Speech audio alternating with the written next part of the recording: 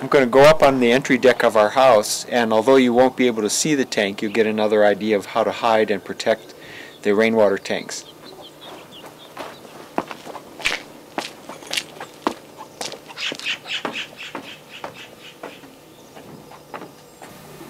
I'm standing on the entry deck to our house, and behind this concrete wall and underneath this decking is another 1,100 gallon tank that has been put in place at the same level as the tanks that you just looked at.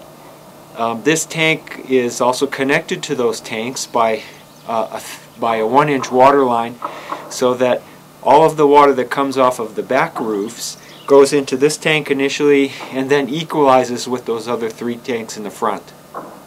We drop this tank into the middle of this concrete enclosure and put this decking material over it in such a way that the decking can be removed to access the manhole to get into the tank and clean it. Because water is such a precious commodity here in the desert, we try to get 2 uses out of all of our water.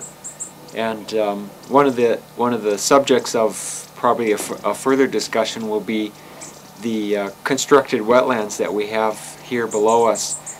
And we get cut flowers for our house from the constructed wetlands and purify that water so it can be released into the environment. Let's go down and take a look at our garden, and I'll show you where the majority of our water gets used.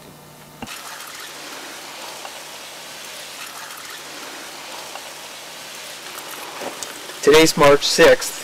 We're still in the final stages of the winter.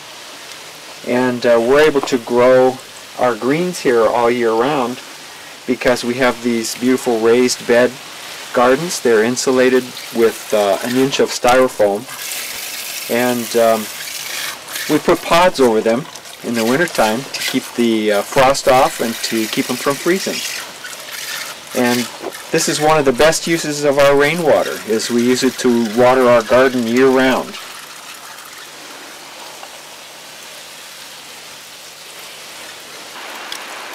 This water doesn't need to be filtered, so it's coming directly from the tanks.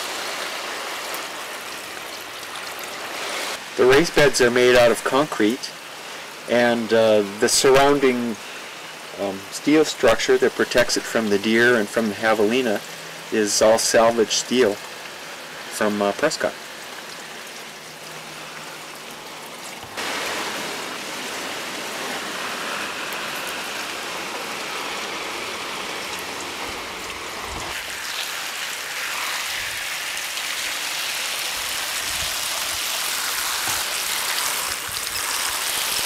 Here's one of the ways that we use the horsetail that comes from our pond.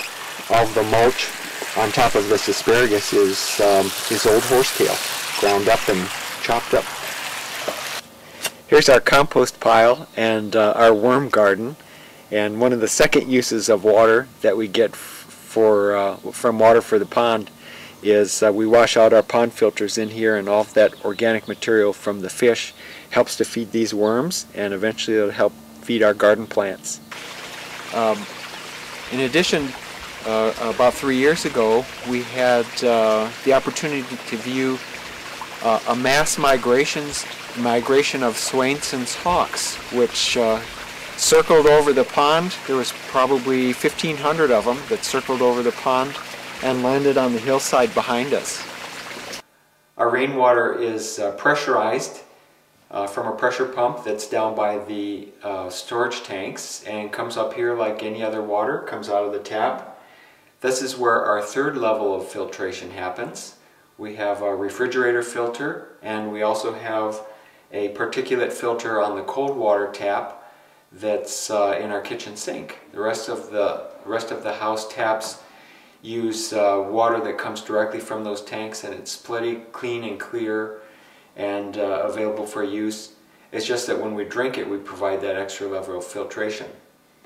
The water was tested recently by the county, and they found it to be some of the clearest and cleanest water that they've ever tested.